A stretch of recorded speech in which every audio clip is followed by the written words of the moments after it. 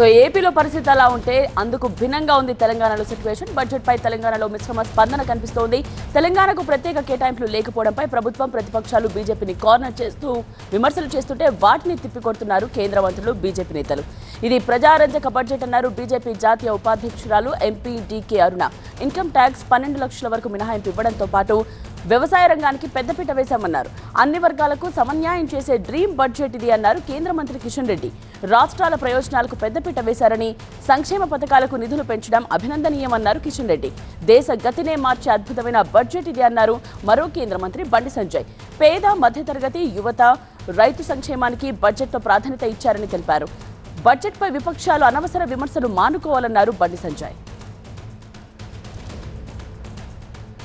Correspondent Shravan live లోనే ఉన్నారు మరిన్ని డీటెయిల్స్ అందించడానికి. శ్రవణ్, ఇంకా ఎటువంటి రియాక్షన్స్ వస్తున్నాయి తెలంగాణకు కేటాయింపులపై? ఓవరాల్గా బడ్జెట్ చూసుకుంటే ఇది ఒక సాధారణ స్థాయి బడ్జెట్ లాంటి అనే ప్రచారం అంటే ఒక ఇదే డిస్కషన్ అయితే జరుగుతుంది.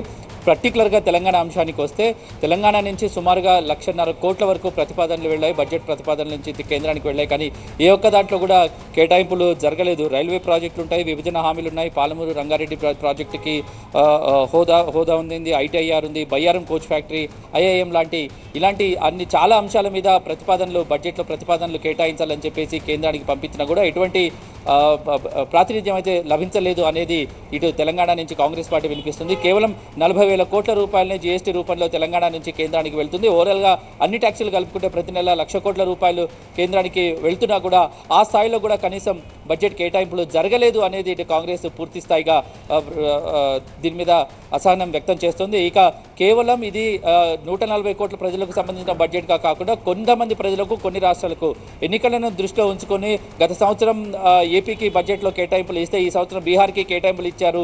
అంతే తప్పితే పెద్దగా దేశ ప్రజలను ఉద్దేశించి కేటాయించిన బడ్జెట్ కాదని కాంగ్రెస్ తీవ్రంగా దీని మీద అసహనాన్ని, అసంతృప్తిని వ్యక్తం చేస్తుంది. ఇక కేంద్ర మంత్రులు తెలంగాణ రాష్ట్రం నుంచి 8 మంది ఎంపీలు ఉన్నారు. అందులో 2 కేంద్ర మంత్రులు ఉన్నా కూడా తెలంగాణకి ఏం సాధించలేకపోయారు అనేది ఇటు బీఆర్ఎస్ నుంచి అయ్యుండొచ్చు, కాంగ్రెస్ నుంచి అయ్యుండొచ్చు విమర్శలు వస్తున్నాయి. కానీ ఇటు బీజేపీ మాత్రం దీని మీద ఒక ప్రజారంజకమైన బడ్జెట్గా ప్రచారం చేస్తుంది. అన్ని రంగాలకు ప్రాధాన్యత ఇచ్చామని చెప్తుంది. వ్యవసాయానికి సంబంధించిన కూడా ప్రాధాన్యత ఇచ్చామని చెప్తుంది. కేవలం 12 లక్షల రూపాయలు ట్యాక్స్ డిబేట్ తప్పితే కూడా ఈ బడ్జెట్కి సంబంధించి ఏ రకంగా కూడా ఆమోదయోగంగా లేదు, ప్రజారంజకంగా లేని బడ్జెట్ తెలంగాణ రాష్ట్రానికి ఓవరాల్గా అన్యాయం జరిగిందనేది ఇక్కడున్న వాదన.